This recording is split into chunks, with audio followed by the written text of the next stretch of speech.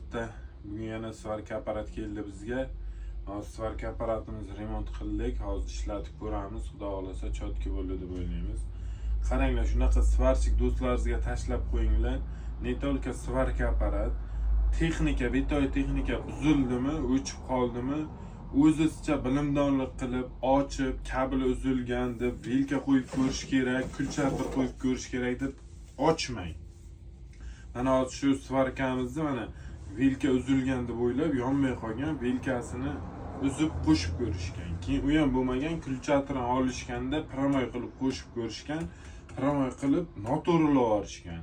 O'sha oddiy joyi kuygan bo'lsa, siz o'zingiz bilimdonlik qilib ochib ko'rsangiz, ko'proq rasxodga tushib ketasiz. O'shaning uchun o'sha nima bo'lsa, o'sha o'zini mutaxassisiga olib borib ochtirish kerakda. Misol doktorlar 7 yil o'qigan bo'lsa, biz ham shu soha bo'yicha 5 yil o'qiganmiz.